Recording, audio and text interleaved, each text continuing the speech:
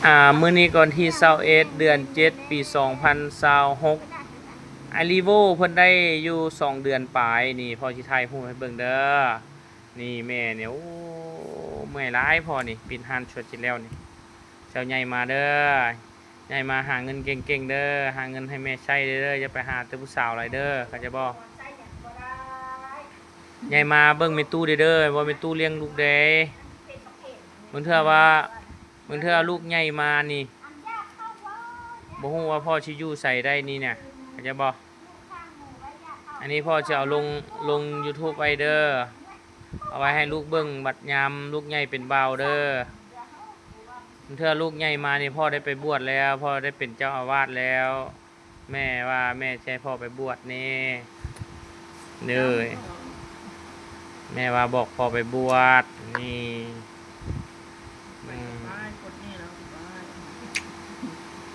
อันนี้ถ่ายไว้ อันนี้วันที่21เดือน7เป็นตู้นี้ก็บ่ได้เช่าเนาะเลิกวันนี้ก็บ่ได้เช่าเฮ็ดอยู่เฮ็ดกินขายซอยลูกโอ้ยเมื่อยมันจะกินจุ่มบ่ได้ว่า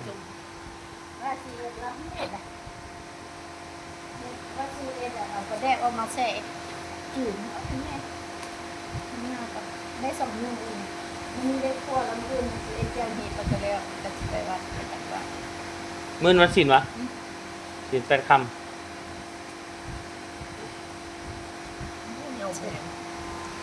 รีโบน้อยเอ้ยแนวเบิ่งแม่เพิ่น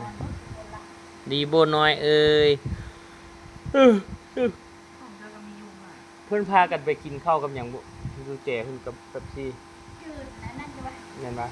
ปิ้งลูกข้างหมูได้รับเอาเขาคุณละต้อนแบบที่กับลูกอิ่มแล้วแต่เอามันดูรีโบเอ้ยมันเป็นจังได๋รีโบน้อยพอนี่เอ้ยอันเนี่ยมันใหญ่เป็นเบ้าเลยเนี่ยมันลมได้เลยนี่มันบ่มันลมมีพ่อได้เลยเด้นี่นะในเดยไวเลยมาไก่เครื่องใจพอเด้อลูกใหญ่มาพ่อสิเฮ็ดห้องสีให้นี่นะลูกไข่เครื่องกับแม่เด้อพ่อสิไปเฝ้าห้องสีเด้อพ่อสิจีเข้ามาไว้ขายเด้อจนให้ลูกใหญ่มา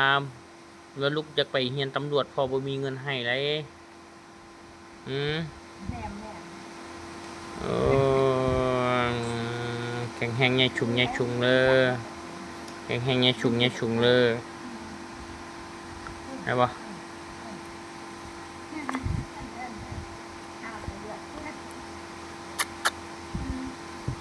คันบ่ให้สิกะไข่เนี่ยบ่ให้สิกินนมอิ่มแล้วบ่ให้สิไข่